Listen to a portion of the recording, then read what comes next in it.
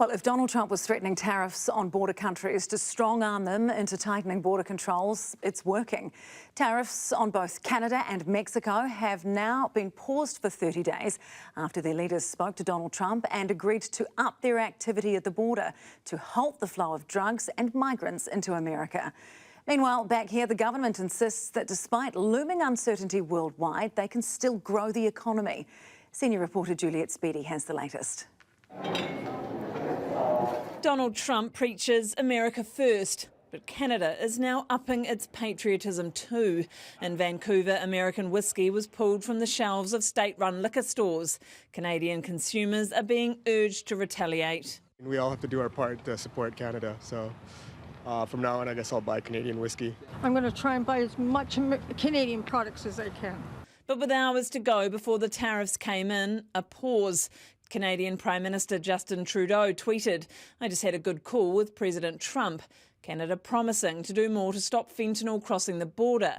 He wrote, "Proposed tariffs will be paused." Many say tariffs won't have any winners. It's estimated any tariffs on Canada will actually cost the average US household just over $2,000 New Zealand dollars a year. They also can destroy economic activity. Canada cancelling a contract worth $68 million with Starlink, Elon Musk's satellite internet company. Stock markets fell and then recovered slightly as Mexico announced Trump has agreed to delay tariffs for a month for them too. And they've agreed to put in 10,000 soldiers at their side of the border and stop fentanyl and illegal aliens from coming into our country. Other than that, we've agreed to talk, and we haven't agreed on tariffs yet, and maybe we will, maybe we won't. The fear is the trade war could escalate.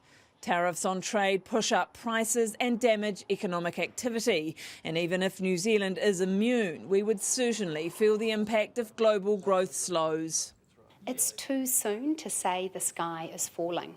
Already in the past 24 hours, we've had action, reaction, action. Willis and the government certain that working to help and protect exporters here is the best move, rather than standing up to the USA and its threats to global free trade. When our exporters do well, everyday Kiwis do well.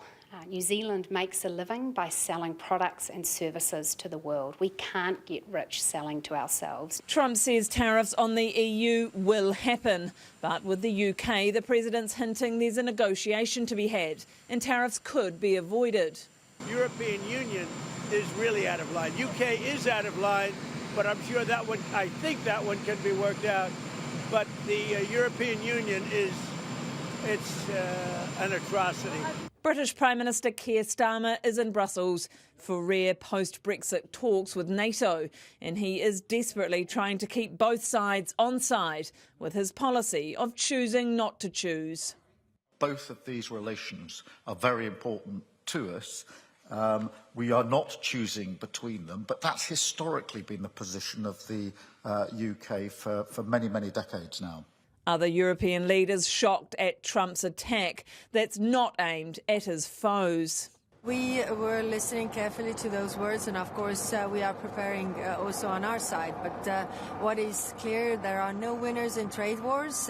If United States and the US start the trade war, then the one laughing on the side is China. Trump also attacked China for flooding the US with drugs. It's pouring in from China through Mexico and Canada, and they've got to stop it. And if they don't stop it, the tariffs are going to get worse, a lot worse. That tirade hit trading on most Asian markets. The Nikkei fell 2.7%. The US dollar rose against most currencies. Many of Trump's targeted economies fared less well. We are always conscious of the things that are outside of our control, but our government must focus on the things we can control. A government here saying they're focused on growth, but now stronger headwinds loom.